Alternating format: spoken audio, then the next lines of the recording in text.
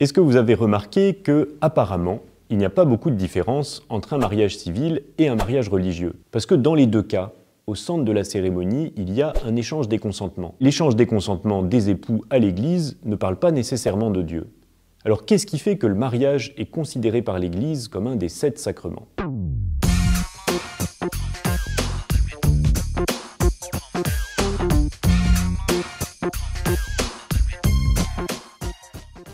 En fait, c'est normal que le mariage civil et le mariage religieux aient des grandes ressemblances. La mairie, c'est en face à droite.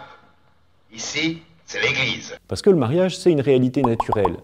C'est pas seulement un truc de chrétien, mais le mariage, il est dans la nature de l'homme.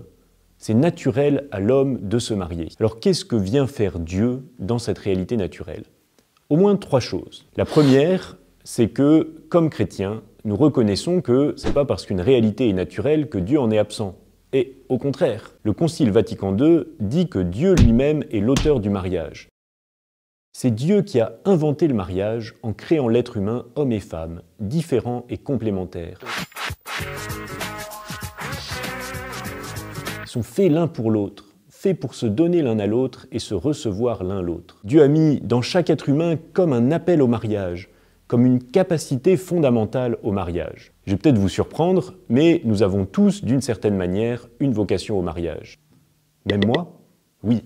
Mais après, il y a eu un appel en plus. Et si c'est Dieu qui a inventé le mariage, ça veut dire que je n'invite pas Dieu à mon mariage, mais c'est lui qui m'invite à mon mariage. Il ne peut pas être absent, il ne peut pas être un invité parmi les autres, il est le fondement. Et c'est donc parce que Dieu est au fondement de cet élément naturel qui est le mariage, que Dieu a à voir quelque chose avec le mariage. Mais il y a aussi une deuxième raison. Comme tant d'autres belles choses de la nature que Dieu nous a données, le mariage peut être malmené par le péché. Et nous avons tous en tête des exemples de relations conjugales houleuses.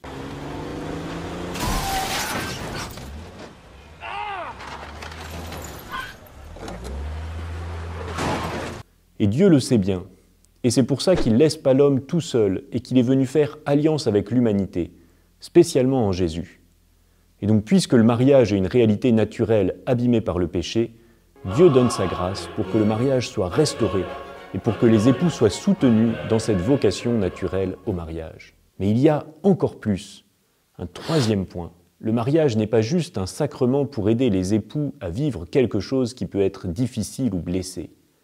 Il est aussi l'image même que la Bible prend pour parler du lien de Dieu avec son peuple. Et c'est en particulier saint Paul qui compare l'amour entre les époux à l'amour du Christ pour l'Église.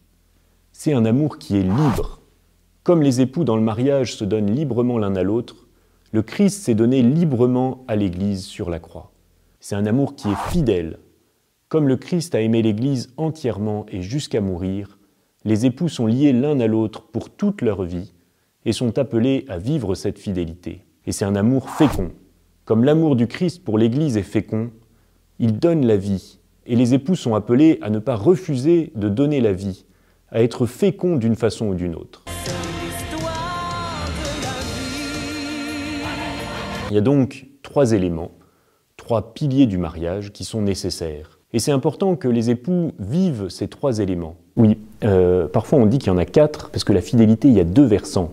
C'est fidèle à une seule personne, et c'est fidèle pour toute la vie. Mais ce qui est le plus important, c'est de bien avoir au cœur que le mariage est une image vivante de l'amour du Christ pour l'Église. Et les époux sont, pour tous, le signe de la manière dont le Christ aime son Église. Un sacrement, c'est un signe qui réalise ce qu'il signifie.